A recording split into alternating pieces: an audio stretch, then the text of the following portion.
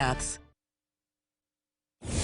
Time now for our Sunrise Smart Start. The Rochester Police Department is looking for federal assistance from law enforcement to address a surge in gun violence and homicides. 34 homicides have been confirmed in Rochester just this year so far, double the homicide total from this time last year. According to the city's dashboard, there have been 156 shootings in all. Including this, no suspects in custody after a shooting yesterday on Weld Street in Rochester. Police were called there around 2 o'clock. They say a 33-year-old man was found with a gunshot wound to the upper body. He was taken to the hospital with non-life-threatening injuries. If you have any information about this shooting, police ask that you call 911. And the man killed in the city's latest homicide has been identified. Police say 26-year-old Shaka Nesmith was fatally shot Wednesday night on J at Orchard Streets. Officers responded around 9 p.m. to find Nesmith and another man shot. The second victim, we're told, was taken to URMC, where he was treated and released. Investigators believe two suspects fired multiple gunshots from inside a moving vehicle at the intersection. No suspects are in custody. Elsewhere, a suspect has been arrested after a fatal stabbing earlier this week in the city. 36-year-old Amos Hill has been charged with second-degree murder in the death of 33-year-old Michael Adams. Rochester police say Hill stabbed Adams during an argument Monday on Genesee Street. Hill was taken to the Monroe County Jail. He will be arraigned in city court this morning. The search continues this morning after a partial building collapse in Miami, Florida that left at least one person dead. Miami-Dade police say 99 people are currently unaccounted for, with 37 pulled from the rubble yesterday. Here's video from the scene. About 55 of the 136 units collapsed in the 12-story building. While the cause of that collapse is still under investigation, officials say their focus right now is finding those people still trapped. We are shoring up the structure on the inside as we continue to tunnel in to locate additional survivors. We've been calling them like non-stop, no reply. President Biden said he's prepared to send in federal resources such as FEMA to help in that area. Well, today is sentencing day for former Minneapolis police officer Derek Chauvin. Chauvin was found guilty of murdering George Floyd in Minneapolis last May. Chauvin's attorneys are asking for probation instead of jail time, citing a lack of criminal history and that he could be at risk behind bars. Minnesota state guidelines recommend 10 to 15 years, but prosecutors are asking for a 30-year sentence for the former police officer who knelt on Floyd's neck for more than 9 minutes. Former New York City Mayor Rudy Giuliani now suspended from practicing law in New York State. An attorney disciplinary committee saying its decision is due to evidence that Giuliani made false statements to courts, lawmakers, and the public regarding the outcome of the 2020 presidential election. They say he pushed theories that the election was stolen from former President Donald Trump. Giuliani claims he did not knowingly make false statements regarding the election outcome. All right, James Gilbert, let's turn things over to you and talk about the forecast. If you're playing a little golf today, maybe a day to get the golf cart, right? I think so. Yeah, tough day to walk. You're definitely going to be expending some energy as the atmosphere not helping out. We've got heat and humidity this afternoon. There it is, mid-80s as we get to about 5 o'clock. So if it's the afternoon round, you'll definitely be feeling it. Not wall-to-wall sun, but let's call it a little bit hazy out there. If you're thinking about the weekend, maybe getting out both Saturday and Sunday, the vast majority of the weekend is dry, but look at those percentages. 40% Saturday, best chance in the morning. We dry out as we get into Sunday, but there it is, 92 degrees, probably our second 90-degree day of the year. And our last bus stop forecast that I'm going to be doing will come up at the end of the show. Mark? All right, James, we'll look forward to that. In the meantime, we'll look at our sunrise traffic. 390, 490, 590, all running on time at this hour. We do want to mention there is a water main break at the corner of East Main Street and South Avenue in Rochester. Lane closures there. Drivers should take an alternate route. Well, Vice President Kamala Harris will head down to the border to address challenges there. The administration says El Paso is a critical part of understanding the human experience of migration. Joined this morning by Washington correspondent Basil John, who is live in Washington, D.C. Basil, good morning. What does the VP plan to do at the southern border today?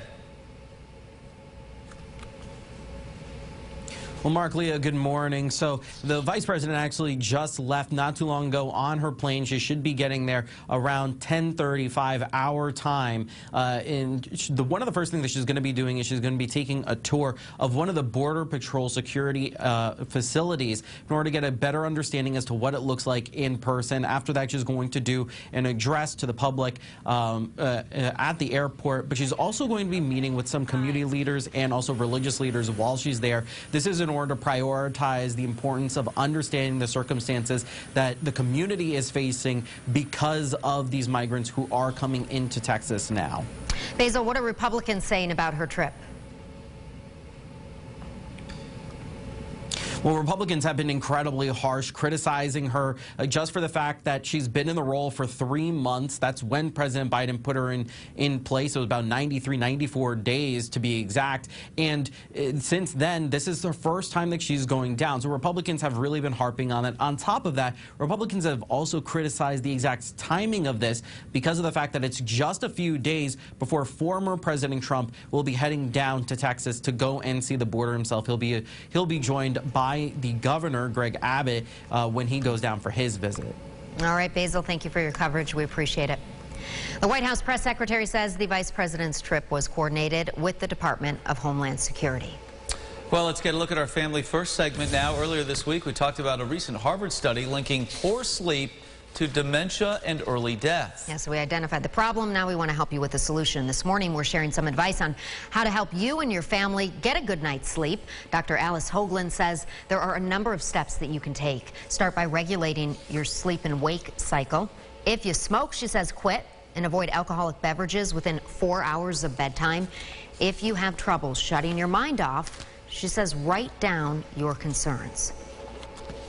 About an hour or two before bedtime, spend about 5 minutes and make a list of everything that you're concerned about. And next to it, write down what you can do right then and there to change this or to fix it or to get it done. So what do you do if you try all these things and you still can't get a good night's sleep? Well, she says that's probably the time to see an expert. Dr. Hoagland says sleeping disorders like sleep apnea often go undiagnosed, so it is important to see a doctor if you're having trouble sleeping. All right, time now for the GRE Morning Business Report. Fewer Americans signing up for unemployment benefits last week. According to the Department of Labor, jobless claims fell to 411,000. Claims had jumped surprisingly the week before, with some analysts blaming that on a lingering volatility from Memorial Day. Other experts say a lack of child care options is keeping some workers at home. Have you been shopping lately? Amazon Prime Day had prime demand from virtual shoppers.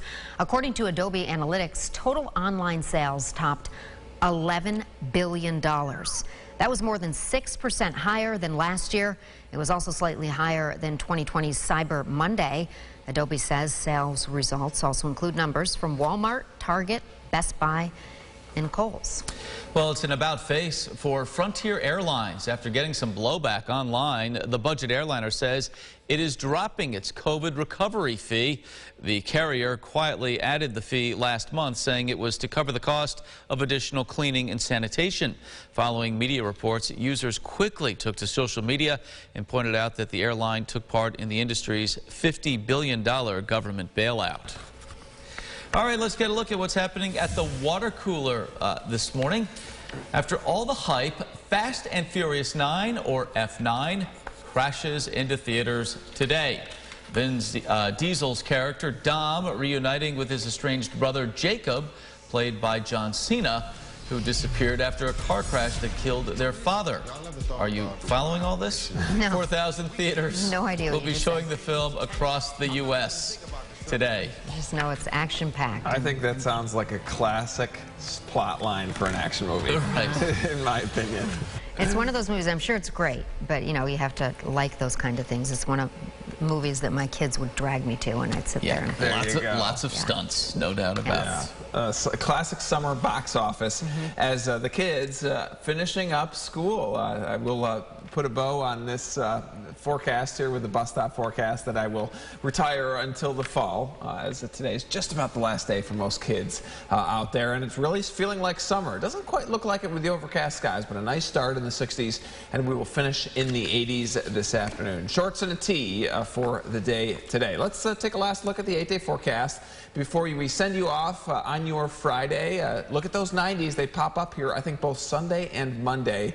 We likely hit that number. And the overnight lows, by 10 p.m., we're still in the 80s type of weekend. Looking good. Yeah, kids excited about the end of the school year. Teachers, too. They've done a great job this year. Yes, indeed. Yep. All right, thank you for watching News 8 at Sunrise. Our next update coming up in 30 minutes. CBS This Morning is coming up next. Have a great weekend. We'll see you back here Monday. Follow News 8 wherever you are on RochesterFirst.com, Facebook, Twitter, and on our app for news and weather.